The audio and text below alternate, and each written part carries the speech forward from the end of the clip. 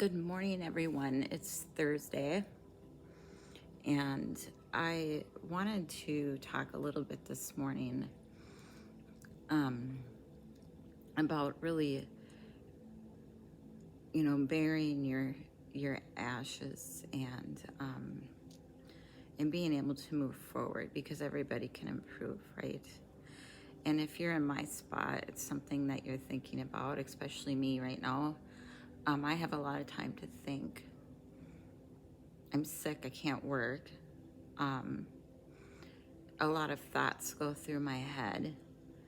How did I get here? What did I do? And what are the things I did? And what can I do to prevent those things from happening in the future? And there's a lot of guilt that goes with recovery and understanding yourself and learning how to forgive yourself. And it's tough, it really is. And some of you may be going through this, and if you haven't yet, if you decide to get sober, or if you're on your way to sobriety, maybe take what I'm going to say this morning to heart a little bit, and it potentially will help you. I have a lot of topics I want to speak about, but this resonated in my brain just recently. I was speaking to my dad and not having a good day, and one of those emotional days where I'm just thinking, what have I done? I've ruined people's lives, and I've been selfish, and I could have stopped this a long time ago, and I wouldn't be in the position I am now, right? If you haven't had those type of feelings going through sobriety, whether it's drugs or alcohol or gambling or just everyday life things, I want you to really think about this, what I'm about to tell you. And I'm going to apologize ahead of time. My thumb has been bleeding forever. When you have cirrhosis, even a paper cut, it takes hours for it to stop bleeding, and I've been putting pressure on it, so I might have to grab a Band-Aid here. So I don't tell people that they're okay. The way they are now, I say, no, you're not, and you could be way more than you are. And they're relieved about that, you see, because if you're in a dark and terrible place and someone says you're okay the way you are, then you don't know what to do about that. No, I'm not okay. I'm having a terrible time, and I'm hopeless, and you're okay the way you are. Are you well? Then what, that's it, that's where I am. And what do you want to tell a young person? They're 17, you're okay the way you are? It's no, you're not. You got 60 years to be better, and you could be way better. You could be incomparably better across multiple dimensions. And in pursuing that better, that's where you'll find the meaning in your life, and that will give you the antidote to the suffering, even if things are going really well for you now. There's going to be a time in your future where things are going to get rough. You're gonna get ill. Your family members are gonna get ill. A dream is gonna fall apart, and you're gonna be uncertain about your employment status. The flood is coming, right? The apocalypse. It's always the case in life if you have to be prepared for it. And the question is, how do you prepare for it? And the answer to that is to find a way of being that works even under the deepest circumstances. That the issue is okay, what you got under those circumstances, you've got the possibility to slowly raise yourself out of the mud. You've got the possibility to do just what the fighter does when he's been defeated, which is to say, well, regardless of the circumstances that might have led to my defeat, like even if there were errors on the part of the referee, this is no time to whine about it, okay? This is a time to take stock in what I did wrong so that I can improve it, okay, into the future. And that's the right attitude that we need to have. Make a mistake, and if things aren't working out, say it's my fault. The point is, your best strategic position is, how am I insufficient and how can I rectify that?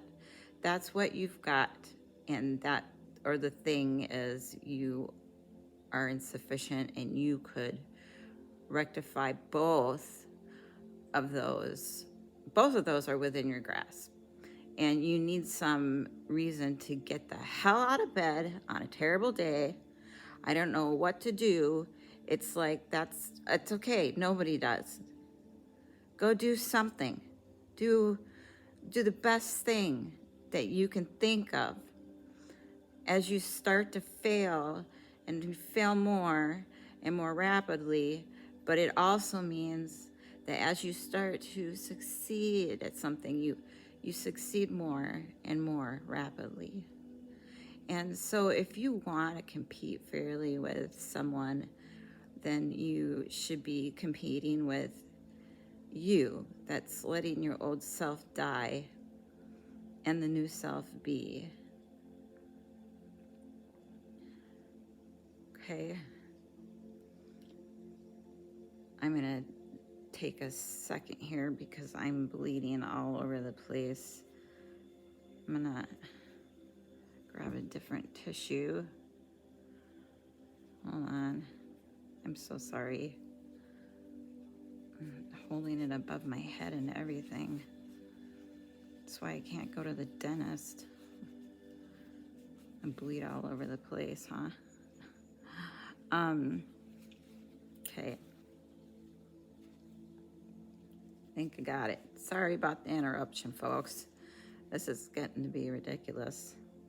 I'll just be sitting here and all of a sudden I'm bleeding. So compare yourself when you were yesterday, not to who somebody else is today. You need to have a hierarchy of improvement. You need to be aiming for something.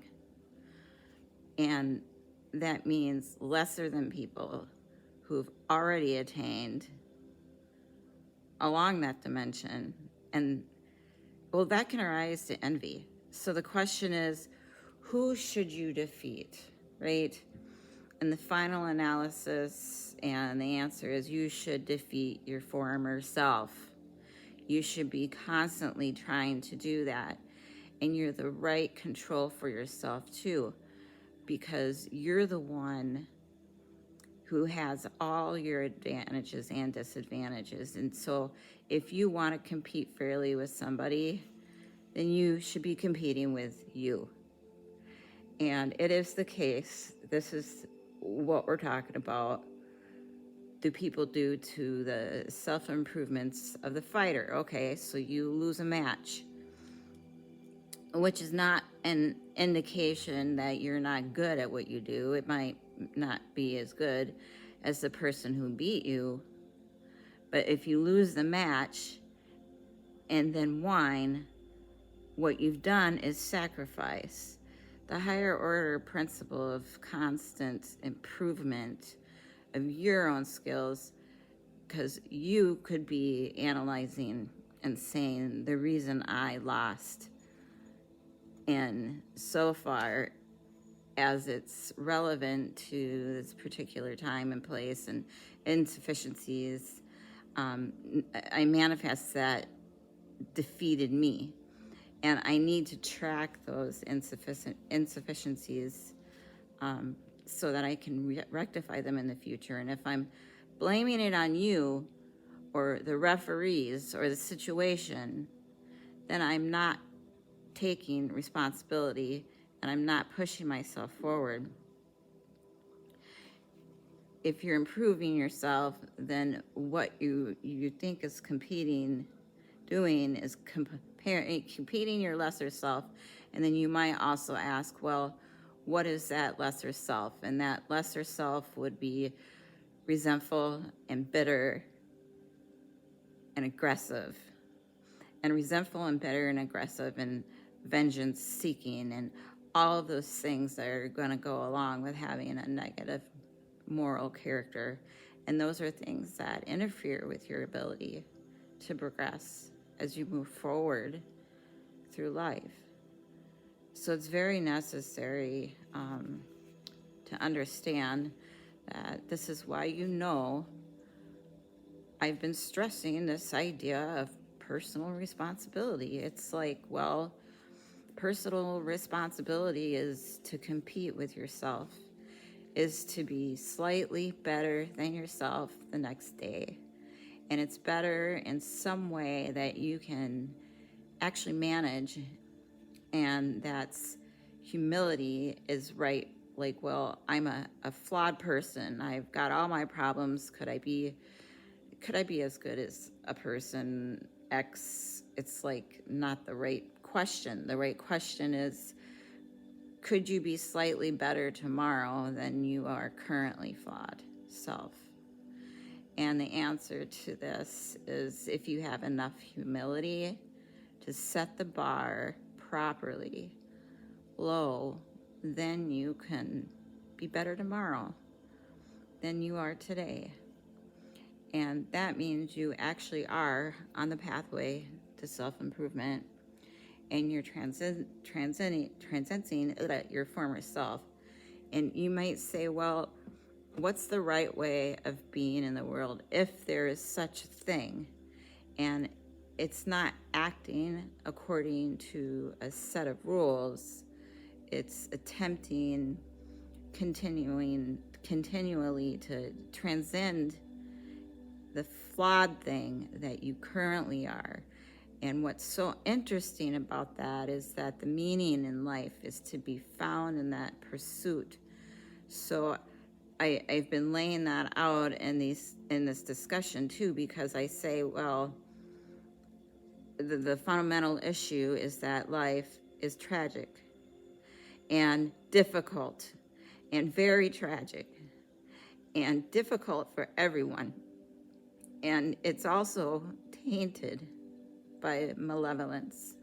Things are tragic and difficult, but there will always some stupid thing that you could do or someone else could do that could make it even worse than it has to be. So that's life, and you need an antidote to that, because that can embitter your constant contact with that, just the tragedy, but the tragedy combined with betrayal and malevolence that makes it even worse, especially if it's self-induced. Okay, so you need something to set against that so you don't get bitter and resentful. What do you set against that?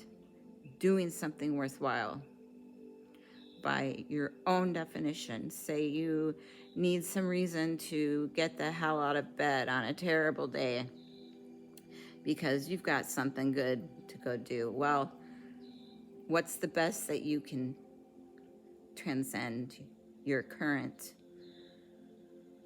watched and miserable life self? There's meaning to be found in that, and that's a meaning that's associated with responsibility.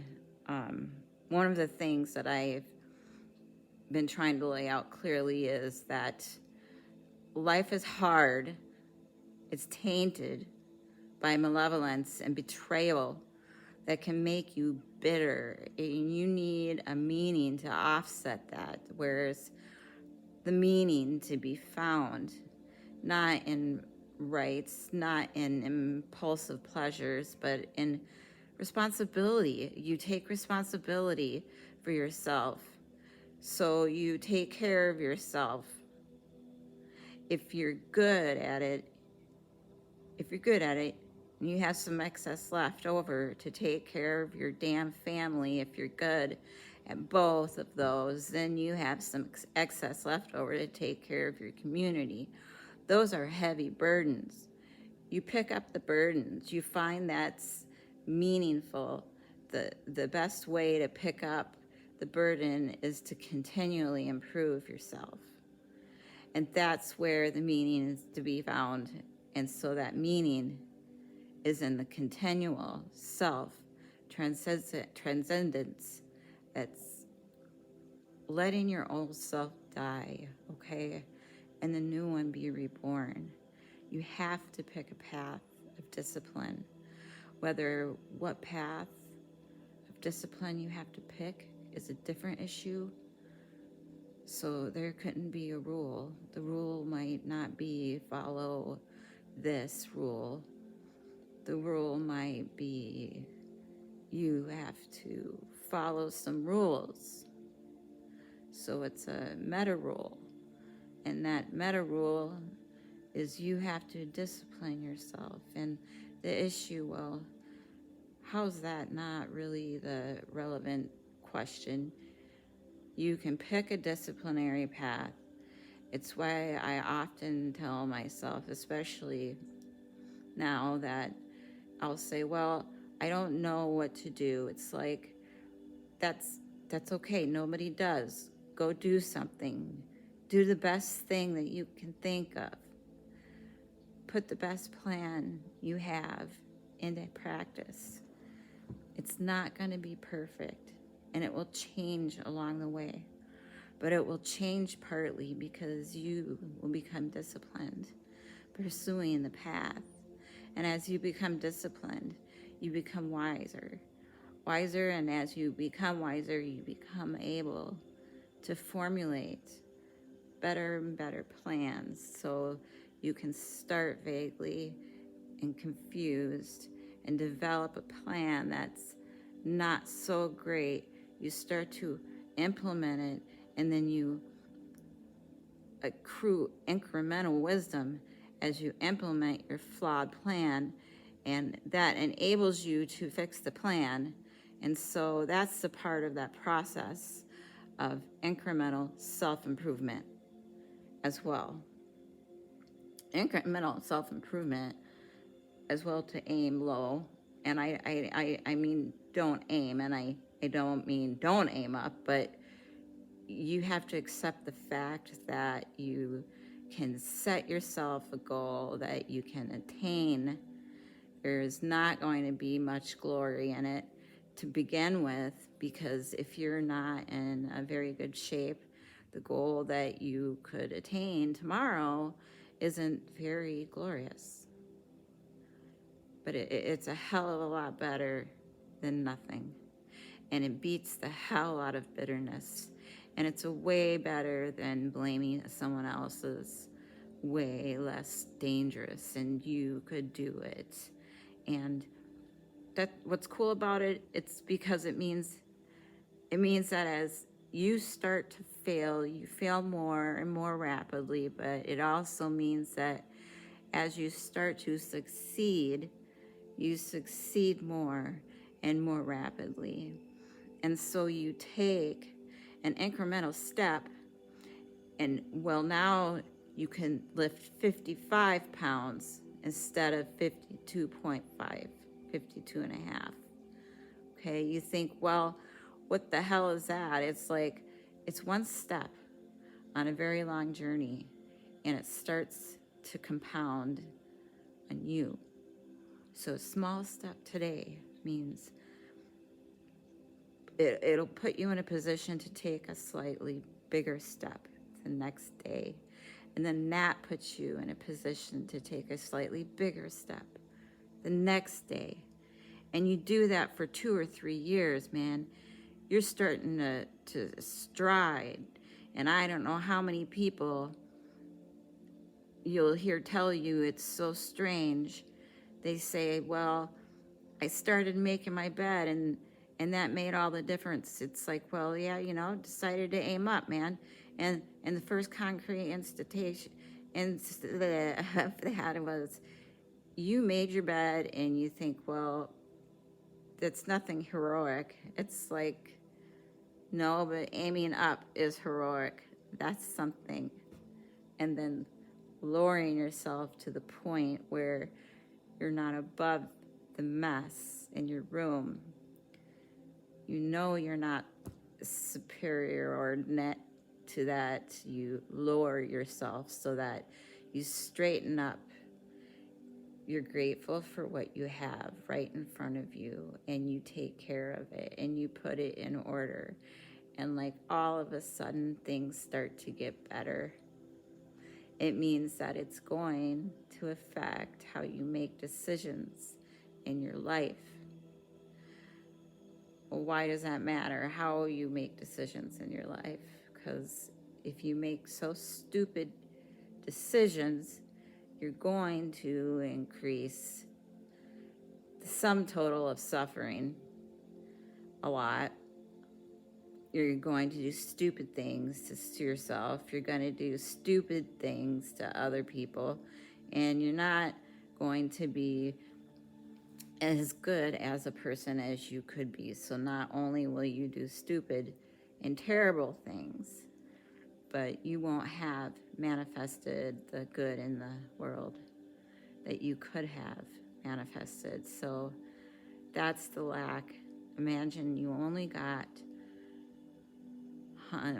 you only had $100,000 to go buy a house, and so you go look at this house, and it's like, Jesus, this house, man, it's like it needs a lot of work, and it's like, well, that's all you've got. Well, are you gonna pretend that the house is okay the way it is? Or are you going to look for where it's rotten and where the plumbing doesn't work and where the stove doesn't work? You have to go and look and see where everything needs to be fixed.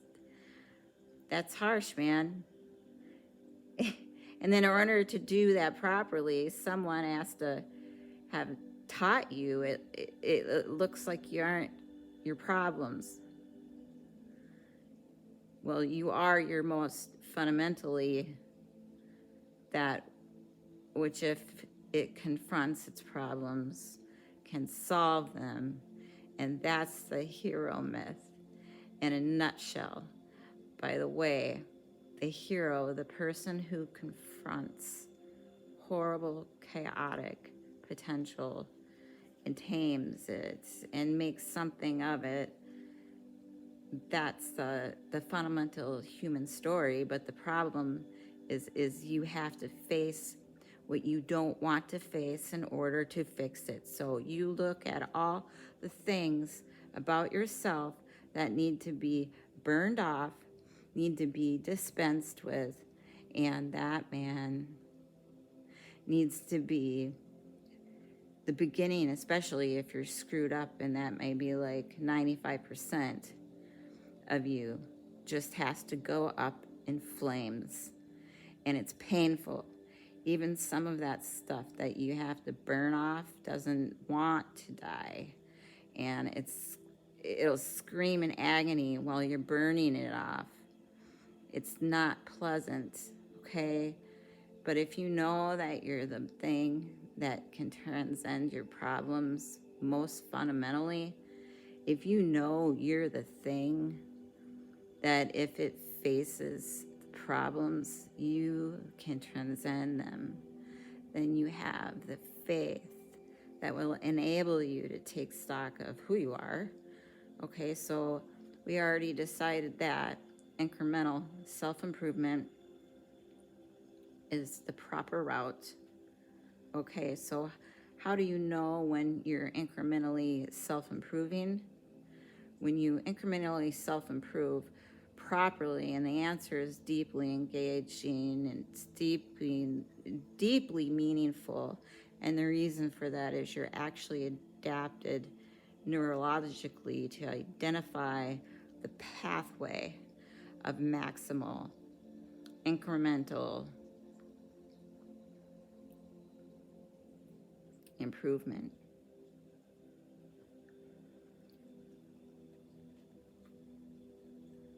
Man, I'm bleeding all over the place. So I hope that made sense. It's like what I said, you're burning off your old self, you're getting rid of it, and it might not happen today, it might not happen tomorrow, but it will help you improve. And I promise you this, if you can make those incremental improvements, even if it is just getting up and making your bed in the morning, hey, you did something good. Doesn't mean you get it, you feel like crap, you don't want to leave the house, so you go out and you get the mail, you say hi to the neighbor. Okay, I hope that made sense, and I will speak with you guys later. Tomorrow's my big day to go get my abdomen drained. Next week is another big Friday for my abdomen and the endoscopic study of my insides, so I can move forward with a liver transplant. So as I'm dealing with this, and I hope none of you are, I really have unfortunately, a lot of time to think because I can't work right now, and I don't have much to go do right now until I start feeling better. I'm hoping once we move into the condos, I can use their fitness center a little bit, and that will help my ascites as well. But I do struggle sometimes with letting go of my old self, and I'm working on that. I'm slowly but surely working on that, and I know you can do it also. I'd like to hear your feedback. Have a wonderful day, everybody. I appreciate all of your support. I get a lot of messages, and my chin's up, and it helps.